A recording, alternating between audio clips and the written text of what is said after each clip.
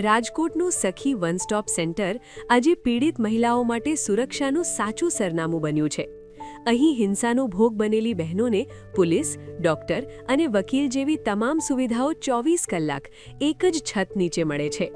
Nirbhaya fund હેઠળ કાર્યરત આ સેન્ટર ઘરેલું હિંસાથી લઈને સાયબર ક્રાઇમ સુધીની સમસ્યાઓમાં કાયદાકીય અને માનસિક ટેકો પૂરો પાડે છે. પીડિત મહિલાઓએ ન્યાય માટે હવે અલગ-અલગ કચેરીઓલા ધક્કા ખાવાની જરૂર રહેતી નથી, કારણ કે અહીં સમગ્ર પ્રક્રિયા અત્યંત સરળ છે. ડોક્ટર જનકસિંહ ગોહિલના મતે આ કેન્દ્રનો મુખ્ય ઉદ્દેશ્ય મહિલાઓને તણાવમુક્ત કરી ફરી સન્માનભેર જીવતા કરવાનો છે.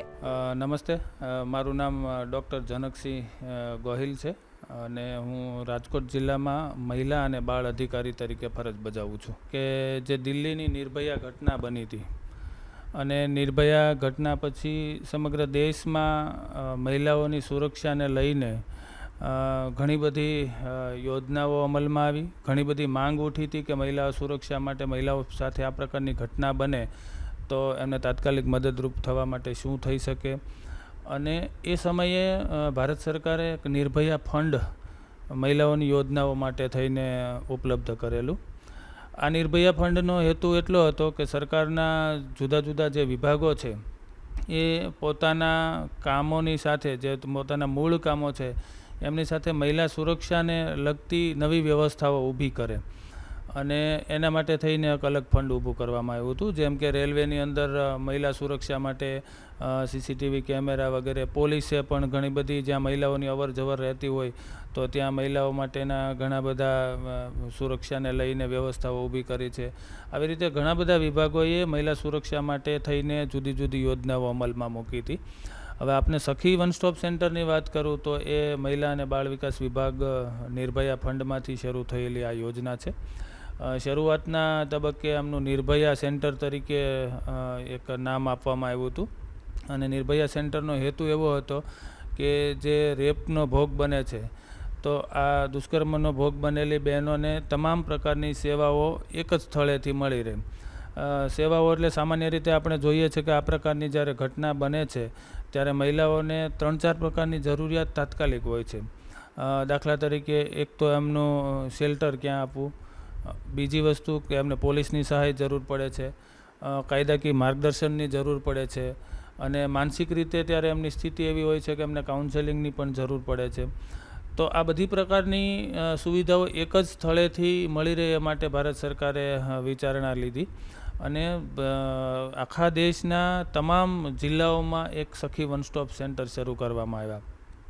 સામાન્ય રીતે આ સેન્ટર, નિર્ભયા સેન્ટર, શરૂઆતમાં જે દુષ્કર્મનો ભોગ બનેલ માટે હતું, પણ પાછળથી સરકારે વિચારણા કરીને માત્ર દુષ્કર્મ નહીં પણ કોઈપણ પ્રકારની હિંસાનો ભોગ બન્યા હોય બહેનો, પછી એ શારીરિક હિંસા હોય, માનસિક હિંસા હોય, કૌટુંબિક હિંસા હોય, ઘરેલું હિંસા હોય, આ તમામ પ્રકારની હિંસાનો ભોગ બનેલ મહિલાઓને એક જ સ્થળેથી તમામ સુવિધાઓ વિનામૂલ્યે પૂરી પાડવા માટે થઈને શરૂ કરવામાં આવેલી આ યોજના છે. અને આથી એનું નામ બહેનોને એક સખી તરીકે સખી વન સ્ટોપ સેન્ટર નામ આપવામાં આવ્યું છે.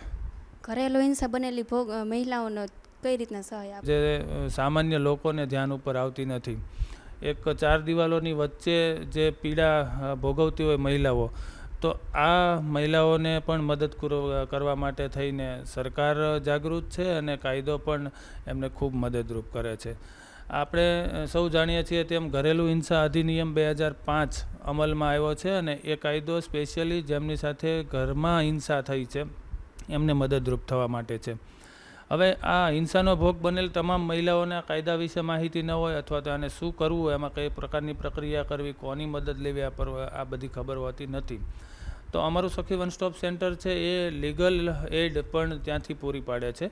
કોઈ ઘરેલું હિંસાનો ભોગ બનનાર મહિલા અમારી પાસે આવે તો સામાન્ય રીતે એને 2 પ્રકારના કેસો કરવાના થાય છે. એક તો પોલીસ ફરિયાદ હોય છે કે જે સામાવાળાને સજા અપાવવા માટે થઈને હોય છે, અને પોતાના અધિકારો મેળવવા માટે અમે ઘરેલું હિંસા અધિનિયમ 2005 હેઠળ ફરિયાદ દાખલ કરવાની થતી હોય છે. તો સખી વન સ્ટોપ સેન્ટર ખાતે લીગલ એડ પૂરી પાડનાર વ્યક્તિ છે આ મહિલાને તમામ પ્રકારની કાયદાકીય સલાહ પૂરી પાડે છે. સાથે સાથે અમે જિલ્લાના કાનૂની સેવા સત્તા મંડળ સાથે પણ સંકળાયેલા છીએ એટલે એમને એડવોકેટની જરૂર હોય તો સરકારી વકીલ વિના મૂલ્યે અમે એમને પૂરા પાડીએ છીએ. અને ત્યાર પછી જ્યારે એમનો કેસ ચાલે છે તો કેસમાં પણ જ્યાં જ્યાં જે તબક્કે મદદરૂપ થવાની જરૂરિયાત ઊભી થાય તો સખી વન સ્ટોપ સેન્ટર અને એની ટીમ અમને મદદરૂપ થતી હોય છે. મહિલાઓને સુરક્ષા માટે બીજી કઈ કઈ યોજનાઓ? આમ તો સરકાર આપ સૌ જાણો છો તેમ મહિલાઓની સુરક્ષા બાબતે ચિંતિત હોય છે અને એમાંય ગુજરાત સરકાર છે એક રોલ મોડલ તરીકે મહિલા સુરક્ષા માટે થઈને કામ કરે છે. અને હવે તો ખૂબ જાણીતી થયેલી આપણી 181 અભયમ હેલ્પલાઇન છે. આ હેલ્પલાઇન એવી છે કે માત્ર આપણે જોઈએ છીએ તેમ વાન નથી માત્ર, પણ પોલીસની ગાડીથી થોડીક અલગ પ્રકારની આ એટલા માટે છે કે એના અંદર એક અમારા તાલીમબદ્ધ કાઉન્સેલર પણ હોય છે. તો 181ની વાન છે એ મહિલા સુરક્ષા માટે ખૂબ ઉપયોગી છે. સામાન્ય રીતે સામાન્ય બાબતોમાં સ્થળ પર જ આનું સમાધાન થાય એના માટે પણ અમારી 181 મદદ કરતી હોય છે.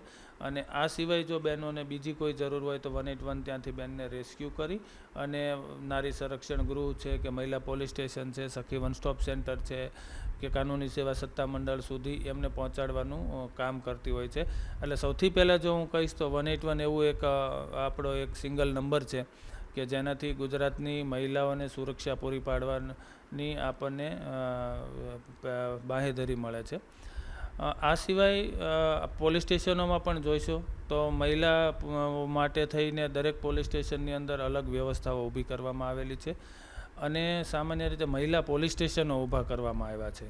મહિલા પોલીસ સ્ટેશનોમાં ખાસ અમારું જે દાખલા તરીકે રાજકોટનું મહિલા પોલીસ સ્ટેશન, શહેર મહિલા પોલીસ સ્ટેશન છે, તો ત્યાં આપ જશો તો આપને ખબર પડશે કે ત્યાં મહિલા અને બાળ વિકાસ વિભાગ દ્વારા police station base support centres શરૂ કરવામાં આવ્યા છે અને ત્યાં પણ અમારા કાઉન્સેલર હોય છે અને ત્યાં બહેનોને માનસિક સધિયારો પૂરું પાડવાનું કામ પણ ત્યાંથી કરવામાં આવે છે. સાથે સાથે એમને કાયદાકીય તમામ મદદ કરવામાં આવે છે. એટલે આવી રીતે મહિલાઓની સુરક્ષા માટે થઈને ઘણી બધી યોજનાઓ, ઘણા બધા સેન્ટરો, સરકારના ઘણા બધા વિભાગો કામ કરે છે. ઘરેલું હિંસા અધિનિયમ હેઠળ અત્યારે રાજ્ય સરકારે દરેક જિલ્લામાં પ્રોટેક્શન ઓફિસરની પણ નિમણૂક કરી છે. આ કાયદો એક વિશિષ્ટ પ્રકારનો એવો છે કે એમાં ઘરેલું હિંસા અધિનિયમ હેઠળ એમને ફરિયાદ કરવા માટે પોલીસ પાસે કે સીધા કોર્ટમાં ન જઈ શકે તો પ્રોટેક્શન ઓફિસરની જોગવાઈ છે અને દરેક જિલ્લામાં પ્રોટેક્શન ઓફિસર છે. આ હિંસાનો ભોગ બનેલ મહિલાને તમામ પ્રકારની સેવાઓ, સુવિધાઓ, કાયદાકીય મદદ એ પ્રોટેક્શન ઓફિસર દ્વારા પૂરી પાડવામાં આવે છે અને નામદાર કોર્ટ સમક્ષ આના કેસ પણ કરવામાં આવે છે.